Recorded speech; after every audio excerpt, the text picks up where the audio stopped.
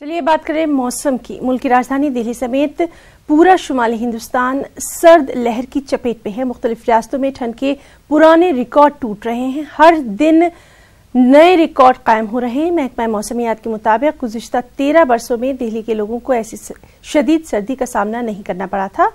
दिल्ली की अगर बात करें तो एनसीआर में दर्जे हरारत 0.4 रिकॉर्ड किया गया। यूपी के मुरादाबाद समेत कई अजला में आम जिंदगी मुतासिर है। रिकॉर्ड्स के मुताबिक 2005 में टेम्परेचर 6 डिग्री तक पहुंचा था, लेकिन इस मरतबा लगातार 12 दिनों से टेम्परेचर 1 और 0 के दरमियान है। अगर हैदराबाद की बात करें तो यहां भी पिछले 8 बरसों का रिकॉर्ड आज टूट गया। सुबह के औकात में दर्जे हरारत 8 तक जा पहुंचा है। साइंसदानों के मुताबिक जमीनी तवानाई अपनी सतह से बुलंद हो रही है। इसी की वजह से दर्जे हरारत में ये तब्दीली देखी जा रही है। साल के आखिर में दिल्ली वालों के लिए हुकूमत मेट्रो की शक्ल में एक तोहफा देने वाली है। लाजपत नगर से मयूर विहार के दरमियान दिल्ली मेट्रो की पिंक लाइन आज से शुरू की जाएगी। बीजेपी लीडर हरदीप सिंह पुरी और दिल्ली के नायब वज़ीर-ए-आला मनीष सिसोदिया मेट्रो लाइन का इफ्तिताह अब से कुछ ही देर बाद करेंगे। ये पिंक लाइन मेट्रो 9.7 किलोमीटर लंबे कॉरिडोर पर सवार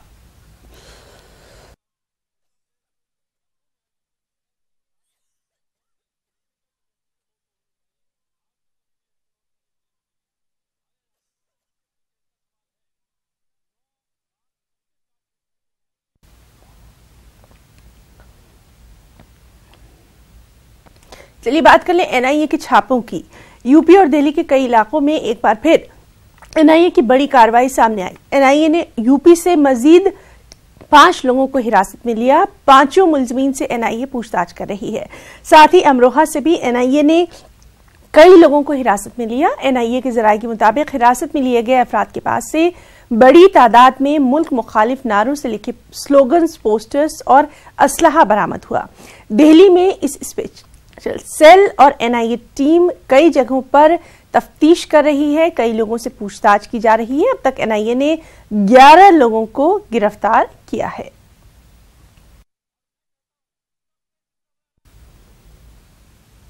वहीं गाजियाबाद के लोनी बॉर्डर इलाके में पुलिस और बदमाशों के दरमियान मुठभेड़ देखने में आई। इसके नतीजे में एक पुलिस का जवान और एक बदमाश जख्मी हो गया। बताया जाता है कि मेरठ का रहने वाला बदमाश मोहसिन अपने साथी के साथ बाइक पर था। पुलिस ने चेकिंग के दौरान मोहसिन को रोकने की कोशिश की और इसी के बाद फायरिंग और जवाबी फायरिंग का सिलसिला शुरू हो गया। मोहसिन समेत एक पुलिस का जवान भी जख्मी हुआ। अंधेरे का फायदा उठाकर एक बदमाश फरार हो गया। रेलवे फाटक के पहले चेकिंग कर रहे थे तो 2 संदिग्ध लोग स्प्लेंडर से बिना नंबर की बाइक से आते दिखे। उनको रोकने का प्रयास किया गया तो रुके नहीं और फायरिंग करके भागे। और फायरिंग करके भागने के बाद तो हमारे एसएचओ ने चौकी इंचार्ज सेवाधाम को और आरटी से सारे लोगों को बताया आगे घेराबंदी और चेकिंग के लिए कि इस तरह की सूचना है और 2 बदमाश फायर करके भागे हैं। फिर आगे उनको घेरा गया। फिर उन्होंने दोबारा फायरिंग की जिसमें हमारा कांस्टेबल घायल हुआ और आत्मरक्षा में दोबारा जब आत्मरक्षा में पुलिस ने फायरिंग की तो उसमें एक बदमाश घायल हुआ। और जब बदमाश घायल होने पर उससे पूछताछ की तो उसने अपना नाम मोहसिन बताया। उत्तराखंड में अक़लियती कमीशन को नया चेयरमैन मिलते ही बयानबाजियां भी शुरू हो गई। नए चेयरमैन ने कुर्सी संभालते ही गुज़िश्ता कांग्रेस हुकूमत में चेयरमैन रहे नरेंद्रजीत सिंह बिंद्रा की मुद्दत-ए-कार पर सवालिया निशान उठा दिया, जबकि साबिक चेयरमैन ने इन्हें संजीदगी से अपना काम करने का मशवरा दिया है। एक रिपोर्ट।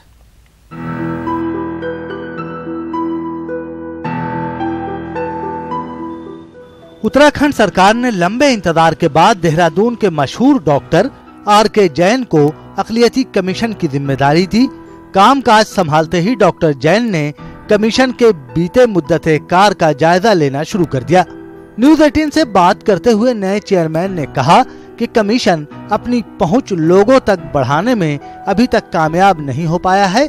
इस वजह से कई मंसूबों की जानकारी अक़लियती तबके तक नहीं पहुंच पाई थी। लिहाजा अब कमीशन को और ज्यादा तेजी से काम करने की जरूरत है। जहाँ तक मैं सोचता हूँ कि किसी भी कार्य को करने के लिए पहले जो है हमें उसकी प्लानिंग करनी चाहिए।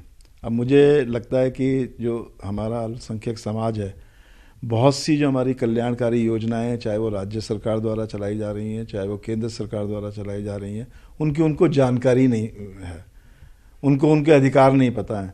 तो सबसे पहले तो मुझे जो मेरी प्राथमिकता होगी कि जितनी भी योजना हैं उन सब की जानकारी और उनके हमारे अल्पसंख्यक भाइयों के क्या अधिकार हैं, चाहे वो प्रिंट मीडिया हो, चाहे इलेक्ट्रॉनिक मीडिया हो, चाहे और हम सेमिनार्स करके उन सबको हम उन चीज़ों को बताएं कि भाई आपके ये लिए ये योजनाएं हैं, इनका आप लाभ ले सकते हैं और ये आपके अधिकार हैं।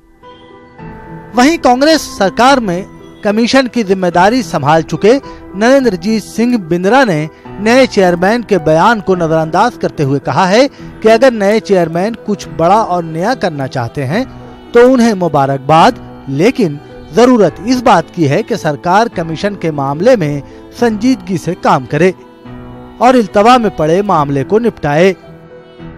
ये तो बड़ी अच्छी बात है अगर चेयरमैन हमारे आए हैं नए और वो इसमें और प्रगति लाना चाहते हैं और अल्पसंख्यकों के लिए और कार्य करना चाहते हैं और ये समझते हैं कि जो कार्य हुए वो भी कम हैं, तो ये बहुत अच्छी बात है। और वक्त आने पे मैं तो चाहूँगा कि जितने भी कार्य और ज़्यादा से ज़्यादा वो अल्पसंख्यकों के लिए करा सके, जो हम भी नहीं करा पाए वो भी उनको कराने चाहिए। यही मेरी उनकी प्रति आप सोचिए कि एक तरीके से सुझाव भी है। और मैं सबसे पहले ये चाहूँगा कि जो हमारे इस समय जो लंबित कार्य हैं उनको शुरू कराया जाए। अक़लियती कमीशन में ज्यादातर मामले हरिद्वार, उधम सिंह नगर, देहरादून और पहाड़ के उन जिलों से आते हैं जहां अक़लियती तबके की आबादी है। लिहाजा कमीशन को अपनी पहुंच इन जिलों में बढ़ानी होगी। लेकिन सच्चाई तो ये है कि अक़लियती कमीशन बेदारी मुहिम चलाने में इंतहाई सुस्त रहा है। ऐसे में जरूरत है कि कमीशन संजीदगी से नए प्रोग्राम बनाकर लोगों तक अपनी रसाई को आसान बनाए। न्यूज़ 18 उर्दू के लिए देहरादून से आसिफ की रिपोर्ट।